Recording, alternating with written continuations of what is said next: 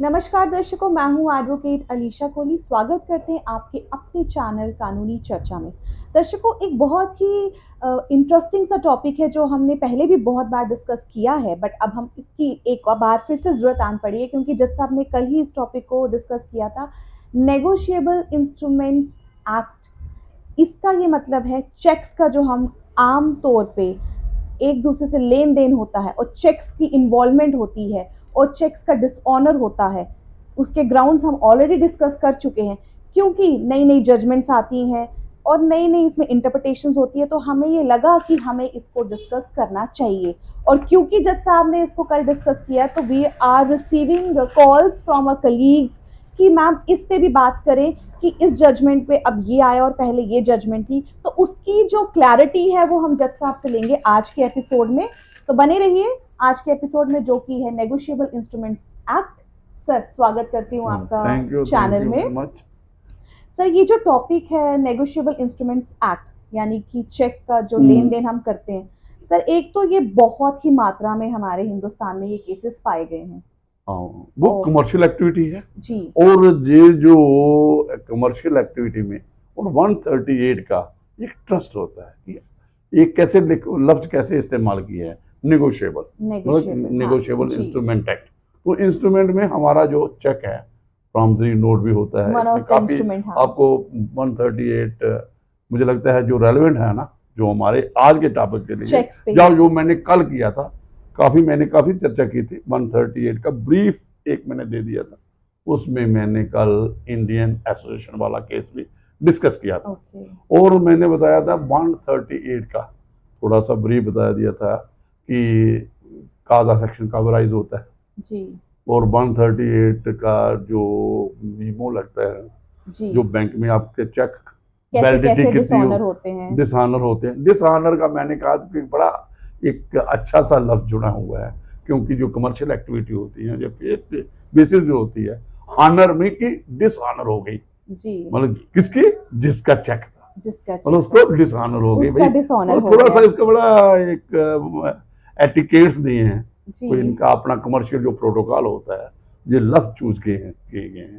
जी, तो वो मैंने कल कहा था कि भाई कैसे एक जो किसी भी कमर्शियल एक्टिविटी के लिए, वो अभी जनरल ये एक प्रजम्पशन है कि जो भी चेक इशू होगा वो आप पढ़ लेंगे 39A यस, में, उसमें है 39 जो निगोशिएबल, उसमें एक प्रजम्पशन ड्रा की जाती है कि ये देयर वाज सम लीगली डेब्ट, लाइबिलिटी थी, लाइबिलिटी थी, हाँ एक कोई डिस्चार्ज करने की लाइबिलिटी दी थी, हाँ जहां कोई इन्फोर्सेबल डेट, जी, दोनों इन्फोर्सेबल है, लीगली इन्फोर्सेबल। लीगली जो एनफोर्सिएबल, हाँ जो डेट है उसके अगेंस्ट चेक दिया गया, this is general perception, but it is revertible. Revertible है।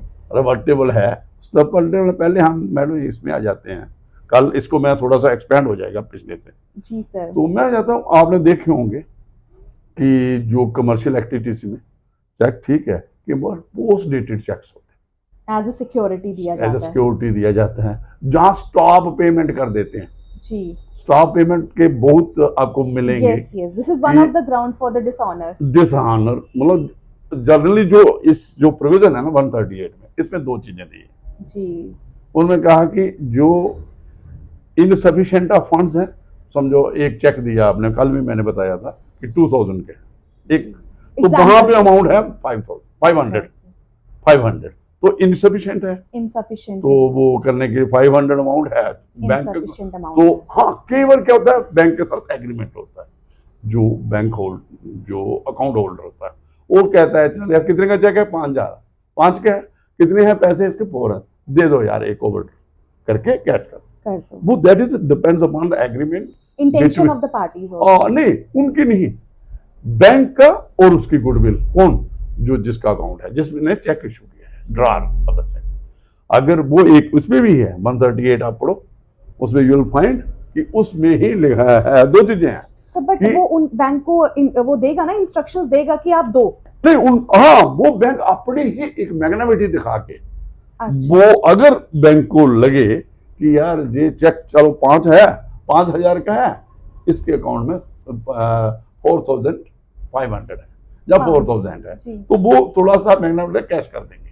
अच्छा। ये भी एक ये है अरेंजमेंट की बात। अगर बैंक के साथ अरेंजमेंट होगा इस किस्म का जो मैं बोल रहा हूँ, ये इसमें यू विल फाइंड, देखो ना बड़े लोग नैरो इसको हाँ। पढ़ते हैं तो पढ़िए, पढ़िए आप जहां से आप you will find such in Dishonor of check for insufficiency etc. of funds in the account, where any check drawn by a person on account maintained by him with a banker for the payment of any amount of money to another person from out of that account for the discharge in whole or in part of any debt or other liabilities returned by the bank unpaid, either because of the amount of the money standing to the credit of the account is insufficient to the honor of the जो उसके account में कम पैसा था कम। जितने का उसने check दिया था। मैंने एक एग्जांपल दे दी कि उसने 5000 का चेक था लेकिन अमाउंट वहां पे 500 था। 500 आगे आगे बढ़े next. or that it exceeds the amount arranged to be paid from that account by an agreement made with the bank। किसका एग्रीमेंट होगा? ऑब्वियसली ड्रार का होगा जिसने चेक दिया। और अगर उन दोनों में बैंक और उसका आपस कोई में एग्रीमेंट है कि भाई अगर नहीं भी मेरे अकाउंट में पैसा है तो बैंक जो भी वहां पे चीफ मैनेजर है जो समित है जहां उसके पास कोई एग्रीमेंट है या विश्वास है कुछ भी है तो वो भी उसमें अगर वो एक्सीड भी कर देता है तो आप आगे पढ़े पूरा you will find such person shall deem to have committed an offense and shall without prejudice to any other provision of the act be punished with the imprisonment। अगर अरेंजमेंट के बावजूद भी वो अमाउंट एक्सीड कर जाता है। Arrangement है कि अगर मेरे अकाउंट में समझो भाई 4000 है, 1000 की रिलैक्सेशन दे देंगे अगर 5000 का चेक आप दे दोगे, लेकिन वो एग्रीमेंट है बैंक और ड्रार में। अगर उसको भी एक्सीड करता है जैसे इनसफिशिएंट, अगर उस अमाउंट को भी जो एग्रीमेंट बैंक और ड्रार में वो दोनों फिर क्या हो समझा जाएगा? डिसऑनर हो जाएगा।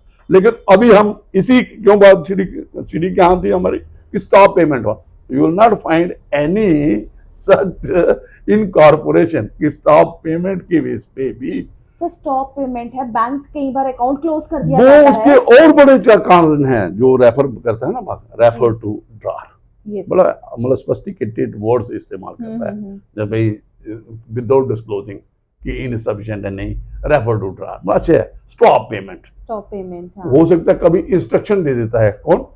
ड्रार दे देता भाई है मेरे चेक्स गुम गए हैं तुम इसको स्टॉप आज कर दो। ये भी कर दो। कई बार वो 2-3 कारण है जो आपने कहा स्टॉप पेमेंट का, उस पे भी जो हमने जजमेंट्स आई हैं उसमें, लेकिन वो जजमेंट जो हैं थोड़ा सा हम उस पर बात कर लेंगे।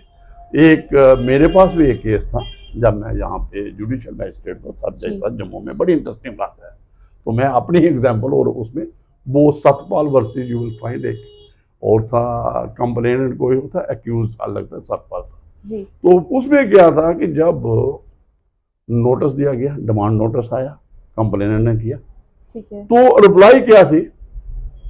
उसने सिंपल लिखा था जो जिसने नोटिस दिया था कि इतना इतना पास आप ओ करते हो। तो उसने कहा कि भाई नहीं मैंने ओ नहीं करता हूं, मैंने आपको पोस्ट डेटेड चेक्स पे और दिए क्यों है?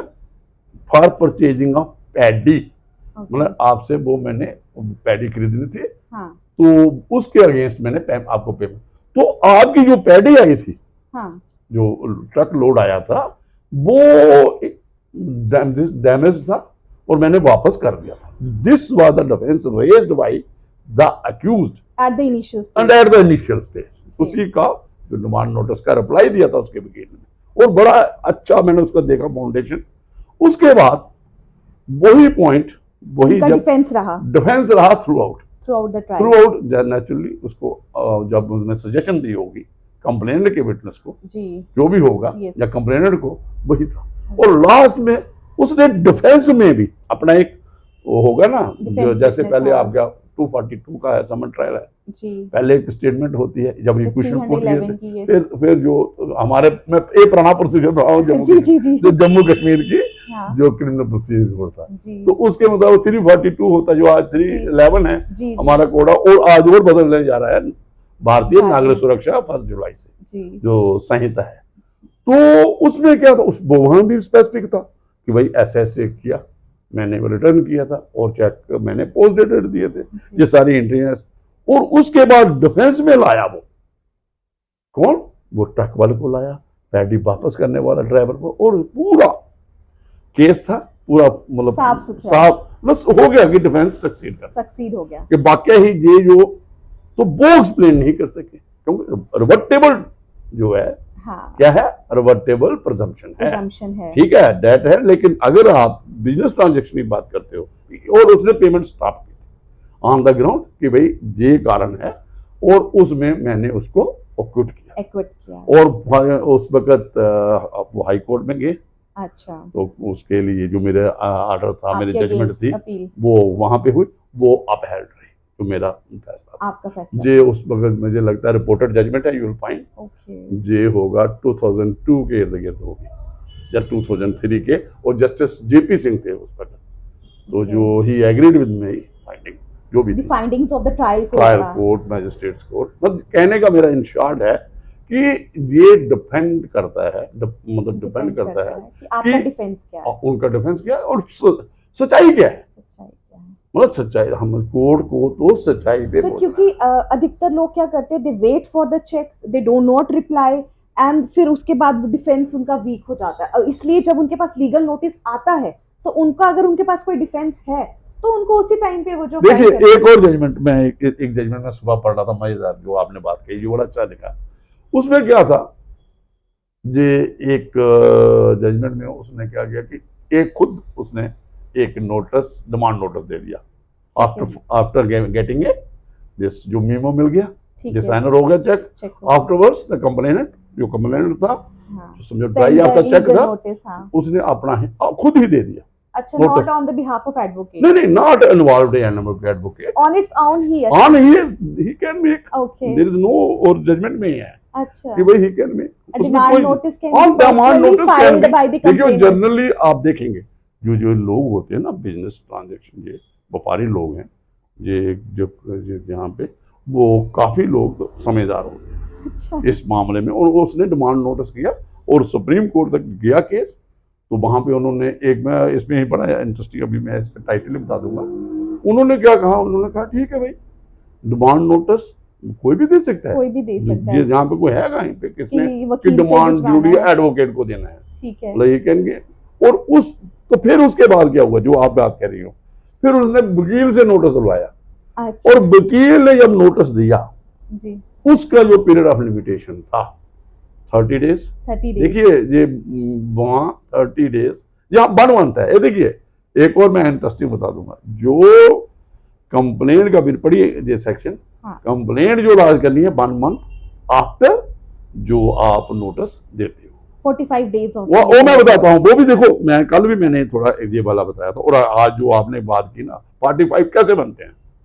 समझो 15 दिन किसको दिए, पेमेंट के लिए, पेमेंट, नोटिस दे दिया with in 30 days of getting information from the bank bank, कि भाई ये डिसऑनर हो चुका, यस, ठीक है सर, उसके फिर आपको 15 दिन का टाइम देना है, जी, obviously there is a wait of 15 days, 15 days, तो फिर हो गया आपकी बताओ 45 के बाद ही फॉर्मल कंप्लेंट फाइल जो कर सकते हैं, फाइल किया जा सकता है, जो प्रोवाइजो 138 जी। की एक क्लासेस आपको मिल जाएंगी, हाँ, तो उसका तब काउज एक्शन ही राइज होगा, हाँ, जब तक, हाँ, अगर वो पेमेंट दे देता है फिर तो कोई बात फिर नहीं है, तो there is no cause of action, no cause of action, then there is no need to approach the court. Court. अच्छा, फिर क्या हुआ, जो दे आ गया ना वकील का, उन्होंने कहा कि भाई वकील वाला जो नोटिस है उसका, उससे पीरियड ऑफ लिमिटेशन काउंट करो, नो नो, जो पहला है, हाँ, उन्होंने फिर सुप्रीम हाई कोर्ट ने क्वैश कर दी, फिर सुप्रीम कोर्ट में गए, अच्छा, सुप्रीम कोर्ट ने उनको दोबारा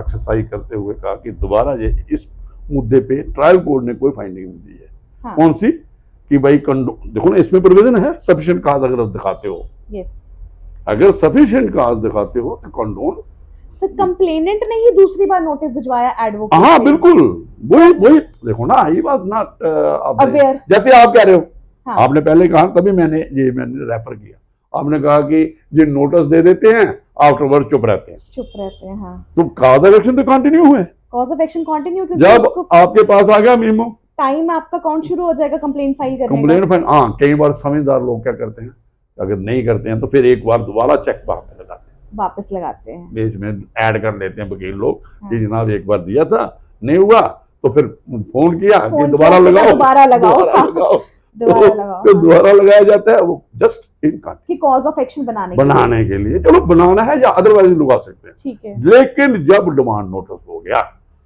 टाइम काउंट शुरू हो टाइम जाएगा, काउंट, काउंटडाउन शुरू हो और जाएगा। ये कोई नहीं है कि एडवोकेट का है वो दूसरा।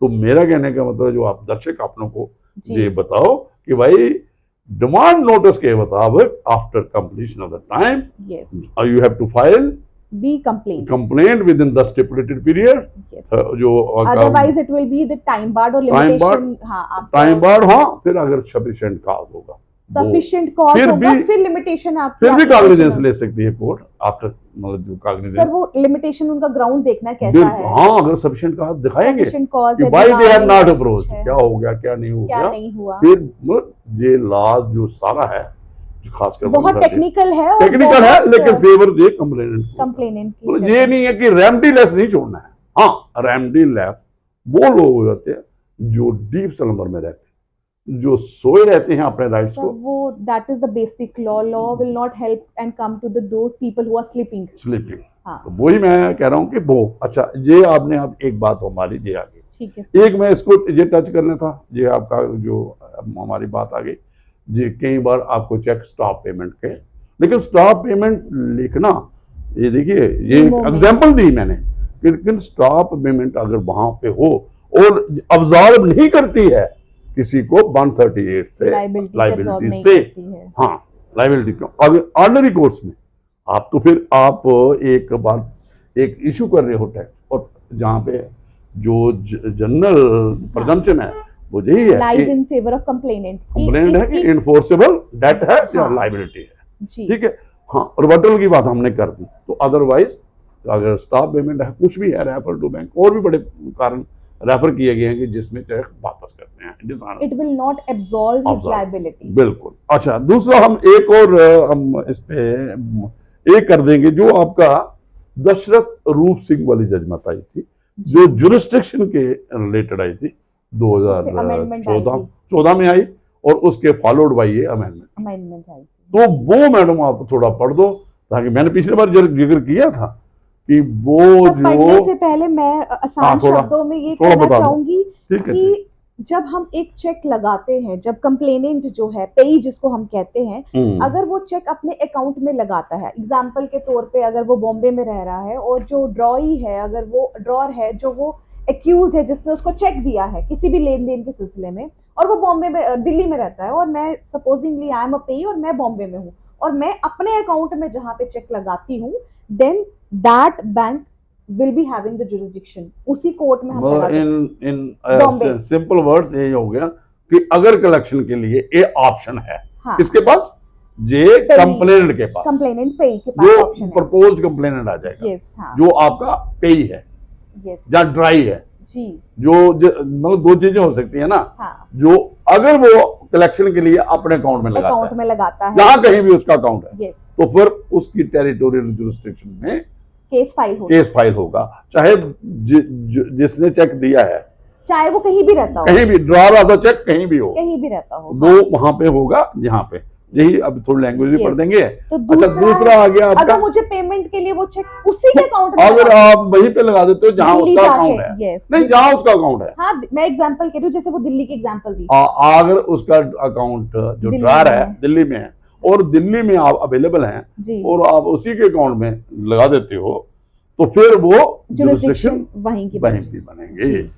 तो ये थोड़ा सा मैं पढ़ दूं, मैं पढ़ देता हूं। हाँ, सर पढ़िए। ये देखो, ये जुरिस्डिक्शन के, हाँ देखिए, इस सेक्शन 142 सब सेक्शन 2 एज अमेंडेड रीड, जी, थोड़ा सा दर्शकों को कि जो हम जुबानी आपने बोला, जो हम बोल रहे हाँ हैं, जी, हाँ जी, जी हम support, the offence under section 138 shall be inquired into and tried only by a court within whose local jurisdiction, yes, territorial jurisdiction. yes, yes, If the check is delivered for collection, deliver किया गया collection through an account, the branch of the bank where the payee or holder of the due course, जिसके पास check है, जी, जहां जो पेई है, as the case may be, maintains the account is situated, वो देता है अपने अकाउंट में जहां उसका अकाउंट है। हाँ, तो जिसके पास चेक है वो देता है, तो उस कोर्ट की टेरिटोरियल जुरिस्डिक्शन बनेगी अगर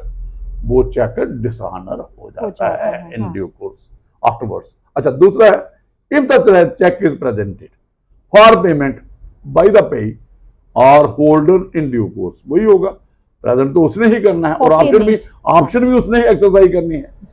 अदरवाइज थ्रू एन अकाउंट, वो अपने अकाउंट में नहीं डालता है कलेक्शन के लिए, तो डायरेक्ट डाल देता है branch of the drawee bank where the drawer maintain the account is situated. तो वो अगर वहां पे डाल देता है जहां उसका अकाउंट है जिसका ड्रॉर का, देन उस कोर्ट की जुरिस्डिक्शन बन जाती है। तो ये कंप्लेनेंट फ्रेंडली है और कंप्लेनेंट फ्रेंडली हो सकता है, वो ऑप्शन वही ऑप्शन उसकी है। तो ये कंफ्यूजन था जो दशरथ रूप सिंह के टाइम पे जजमेंट ने ओवर किया था और उसी के मुताबिक क्लैरिटी की थी। मतलब जो पहले प्रोविजन एग्जिस्ट करते थे, चाहे वो कहते हैं कि ये कुछ दशरथ रूप सिंह को ओवररोल करने के लिए या कुछ भी है, हमें कुछ नहीं, now we have to follow ये जो प्रोविजंस हैं 142 फॉर। सर एक और चीज है, चेक्स की जो पहले एक टाइम लिमिट देती थी वो 6 महीने की होती थी। अब जो है उस पे भी आप थोड़ा बताएं कि अब 3 महीने का होता है। मैंने देखो ये कल भी मैंने बात की, चलो आपने बहुत अच्छा सवाल है। वो देखो अभी भी प्रोविजन पढ़ लो, 6 मंथ ही होंगे जी। और आर पढ़ो, आगे पढ़ो जी, or validity of the cheque. देखिए कैसा, देखिए यही चीजें हैं जी, यही चीजें हैं जो हम रिसर्च वर्क करते हैं यहाँ पे और हम डीप जाते हैं। 6 months from the date on which it is drawn or the period of its validity whichever is earlier which now validity कौन डिसाइड करेगा किसी भी चेक की?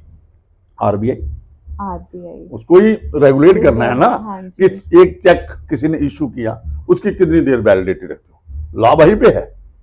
6 अर्लियर लफ्ज है, देखिए अर्लियर इट मीन कि जो 6 मंथ वाला पीरियड है that would override by RBI guideline. वो आपकी आ गई है 2011 की है और जो उसकी एप्लीकेबिलिटी बनाई थी 1 अप्रैल।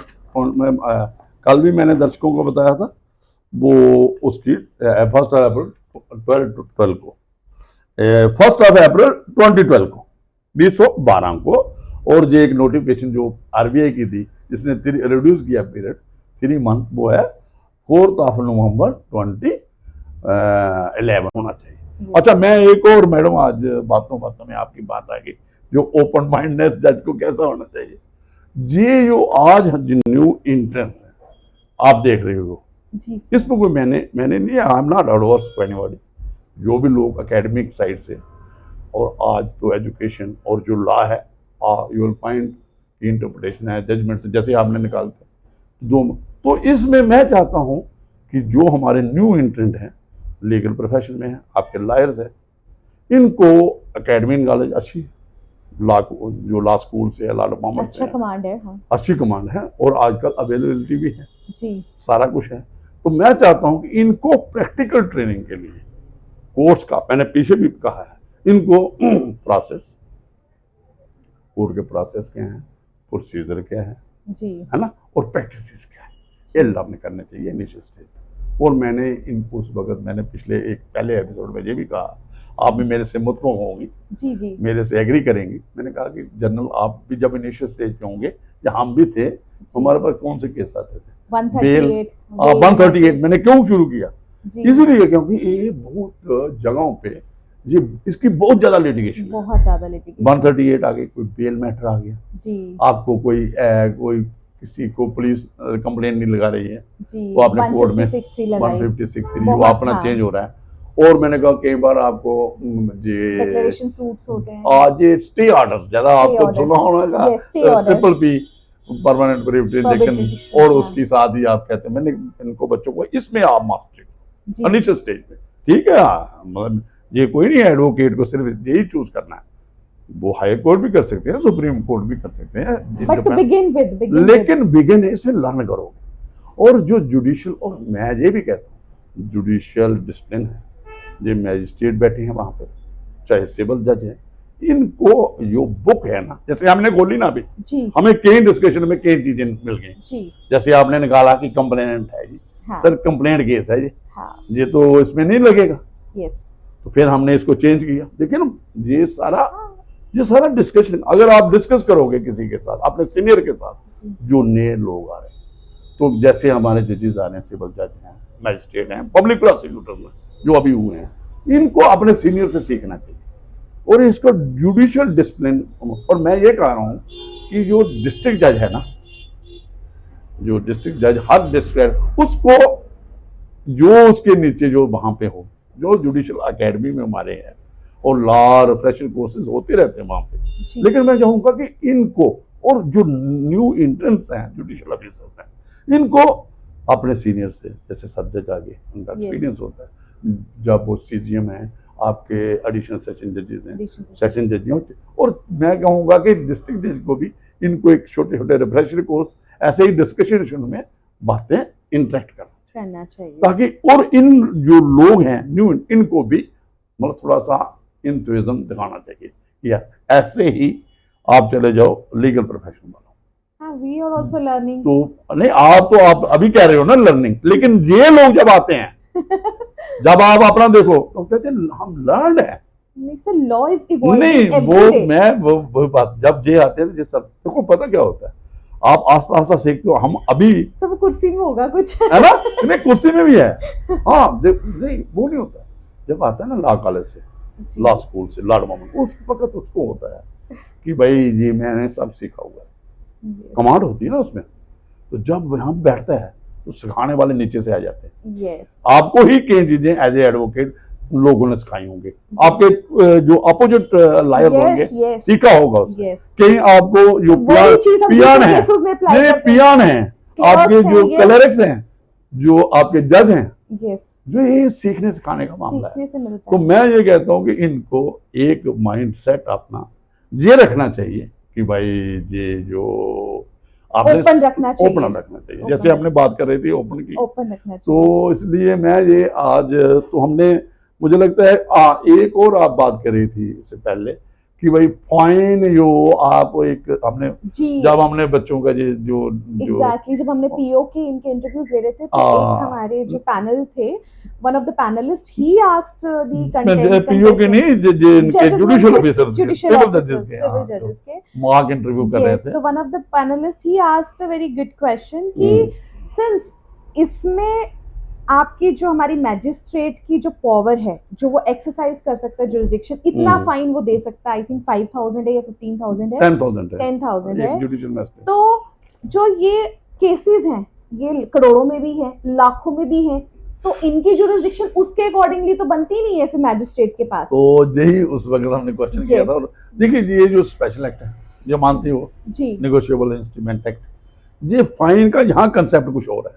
जी, जी, जी, जी, फाइन का कंसेप्ट कुछ और है, कुछ उस और। फाइन का जो क्रिमिनल प्रोसीजर कोड में देते हैं अलग है, वो अलग है, जहाँ जो आईपीसी में जो मेंशन है वो जी। उसका, जहाँ और एक में ये स्पेशल एक्ट है, उसके साथ तो क्रिएट नहीं कर सकते। इक्वेट नहीं कर वो है उसको कि कितना इम्पोज कर सकते हैं, लिमिट दी है। तो इसमें you will find also judgement on this कि ये जो कोई नहीं है, ये स्पेशल एक्ट है, इसके लिए जो भी चेक अमाउंट है, लाखों में है, करोड़ों में है, हजारों में है, उसका डबल देना, जी, उस पर कोई डिस्क्रिप्शन नहीं है। ये भी कोई, मुझे नहीं लगता कोई डिस्क्रिप्शन है कि नहीं। कम के दे सकते हैं। हाँ, अभी कुछ एडिशन हुए इंटरनली, 20% है, 30% शायद वो 20 डिस्क्रिशन है, लेकिन वो इंटरम का मामला है, वो भी डिस्क्रिशन है, वो भी डिस्क्रिप्शन है, वो ट्रायल कोर्ट में भी है, एपीलेट कोर्ट में भी है, डिपेंड्स अपॉन बोल। लेकिन इसमें कोई डिस्क्रिप्शन नहीं है कि bile imposing fine you can't reduce और एक्सीड, उसमें डिस्क्रिप्शन है जो जज फाइन करता है। सर एक मेरे जहन में क्वेश्चन है, बहुत बार हम अपने केसेस में भी देखते हैं, सर्विस होती है, समन्स पहुंचते हैं, एक्यूज्ड एक डेट पे आता है, just to avoid litigation, just to avoid his statement, वो नहीं आएगा, फिर वारंट निकलेंगे, आएगा, फिर नहीं आएगा, वारंट निकलेंगे। देखिए सर लेकिन इस चीज का जो है कोई हल नहीं है। देखिए ये प्रोसीजरल जो कैसे लैप्सेस कह सकते हैं, हाँ जी, ये मिसयूज हो रहे हैं, मिसयूज हो रहा है, आपके मुताबिक एक्यूज्ड मिसयूज करता है। मिसयूज कर रहा उससे है। क्या होता है, और जनरली जब हम कुर्सी पे थे जी, जी। मतलब जो जुडिशियल मैजिस्ट्रेट की, जहाँ और एज एडवोकेट भी देखा, जो आप बिल्कुल आपसे एग्री करते हैं। लेकिन उसमें क्या है, जो मैजिस्ट्रेट है वहां पे, कि वो उससे क्या होती है, सारी प्रोसीडिंग जो है डिस्टर्ब हो जाती है, डिले हो रही है, डिले हो जाती है। 6 महीने उस वक्त क्या करना चाहिए, मुझे लगता है अगर मैजिस्ट्रेट बॉन्ड सीज करके, बिल्कुल अगर उसने रिकॉर्ड देखना चाहिए, इंटरनल ऑर्डर अवेलेबल है। हाँ। जैसे आपने कहा एक डेट पे आया, 2 डेटों पे गैप हो गया, उससे 3 डेटें खराब हो जाती हैं। यस, किसी भी प्रोसीडिंग में एक एब्सेंस है, पहले उसकी हाजिरी की आ गई, हाँ। वो वकील कहते हैं जनाब आज तो मैंने हाजिरी के लिए था, 10 एग्जेम्पशंस लग जाती है, 10 एग्जाम्पशन लग जाती है। तो इस केसेस में 138 में, और ये एक्सपीडिशियस कहा था। और एक और जजमेंट हमारी जो इंडियन, मैंने कल की थी रेफर, इंडियन बैंक एसोसिएशन वाली केस है, उसमें भी यही उन्होंने तो इतना कहा है, judgement Supreme Court of India 2014 की, तो मैंने कल भी उसका इंडियन, उसमें तो ये कहा था उन्होंने, थोड़ा सा अगर आप इसको डीपली स्टडी करो तो वहां बैंक एसोसिएशन वाले के सर डिले होता है, डिले हो रहा है हमारे। एक तो पेमेंट को डिस्पोजल ऑफ केसेस हो, जो आप ये बता रही है टैक्सेस, और भी बड़े टैक्सेस हैं, तो मेरे को लग रहा है एक्यूज फैमिली हो गए। मैं एक मैं बताता हूँ। दूसरा वो कहा था उन्होंने कहा यार प्रिलिमिनरी स्टेटमेंट, पहले आप इस जजमेंट में आ जाते हैं, जो उसने आपने अभी यही फॉलो किया। एक बार मुझे क्वेश्चन भी पूछा था आपने सर, तो हमने लास्ट टू लास्ट एपिसोड जब हमने ये 138 का डिस्कस किया था, तो हमारा बेसिक मुद्दा था कि प्रीलिमिनरी स्टेटमेंट जो सरसरी बयान होते हैं, लोगों के तो पहले हम लिखते हैं। हाँ बिल्कुल, नहीं पहले नहीं लिखते थे, कोड ऑफ क्रिमिनल प्रोसीजर में है वैसा ही है, लेकिन ओवरराइडिंग स्पेशल एक्ट है, और जो स्पेशल एक्ट भी जो जजमेंट है इसमें कुछ नहीं है स्पेसिफिक, इसमें स्पेसिफिक नहीं है कि has to be in writing, नहीं by way of affidavit, nothing is in. जो एविडेंस का रेफरेंस है वो 145 में एविडेंस का है। एविडेंस कौन सी होती है, लीडिंग ऑफ एविडेंस। जब आप एक क्वेश्चन रिपोर्ट कर देते हो और ट्रायल शुरू हो जाता है, फिर एविडेंस जो लीड कर देते हो वो आप एविडेंस एफिडेविट से देते हो, जो लेकिन जजमेंट आई है सुप्रीम कोर्ट ऑफ इंडिया की है, everybody is supposed to follow article 141 जो है इंडियन कॉन्स्टिट्यूशन को फॉलो करना। उसमें मैजिस्ट्रेट्स को, पूरे इंडिया के मैजिस्ट्रेट को डायरेक्शन दी है। उन्होंने कहा है कि भाई आप क्या करो, प्रिलिमिनरी स्टेटमेंट जो है वो रिकॉर्ड कर सकते हो affidavit bye way of affidavit. उससे क्यों कि स्पीडी हो जाएगा। मतलब अगर आपने स्टेटमेंट ली फिर वो बैंक वालों को 2 बार आना पड़ेगा, तो वहीं से वो कंप्लेंट भेज देते हैं, साथ में वो एफिडेविट भेज देते हैं, तो कांग्रेस देने में आसानी हो जाती है। तो जो आप बात कर रहे हो इसमें मैजिस्ट्रेट स्ट्रिक्ट होना चाहिए। अगर उसने देखा कि इसका कॉन्टेक्ट जैसा है, bail want forfeited subject to रोक कायम होती है, उसका एक प्रोसीजर है 514 होता था हमारा कोड ऑफ क्रिमिनल प्रोसीजर जो है इसमें, उसको और उसको बिहाइंड द बार जब तक कंप्लीट ना ट्रायल हो, ये शुड बी रेगुलेट है। हाँ, अगर वो बाइंडिंग अंडरटेकिंग देता है, बाइंड करता है, आई विल कम, और इसमें शॉर्ट डेट। देखिए ये आपकी क्या कहते हैं, ये आपका बिल है, जुडिशियल बिल। हाँ, ये जो जुडिशियल सीट पे बैठा है, जो लीगल सीट पे लॉयर्स के, उसका भी है कि मैंने इस फैटर्निटी के लिए, लॉ एंड जस्टिस के लिए, in order to maintain rule of the law, तो उसने मैंने कुछ करना है, तो फिर वो सारा ये प्रोसीजर भी ठीक हो जाता है। जो आप लोग सारा ये विश्वास भी लोगों का है, अभी भी है, मैंने पिछले बार भी कहा, यही जो नए ट्रेंड है, जहाँ पुराने भी हैं, तो ये एरोगेंस छोड़ दो। लॉ बहुत बड़ा समंदर है, ये जब भी कोई काम करना है, कोई प्रोसीजर, जहाँ कुछ भी करना है, आप किताब खोलो, किताब से पढ़ो, अपने सीनियर को पूछो। तो क्या कई बार क्या होता है, जो आपके प्रोसीजरल डिफेक्ट्स होते हैं, वो फिर आज इतना काम है कोर्ट में, हाई कोर्ट में, supreme court, honourable supreme court में, आपके वो केस वहां पड़े रहते हैं जी। मतलब क्या एक डिफेक्ट कर दिया, प्रोसीजरल डिफेक्ट कर दिया, जजमेंट जो इंटरम ऑर्डर गलत लिख दिया, जहाँ कुछ दिया किसी मैच, उससे क्या हुआ, वो बेचारे दोनों लोग फंस गए उसमें, वो चले जाएगा हाई कोर्ट में, पेंडिंग रहेगी।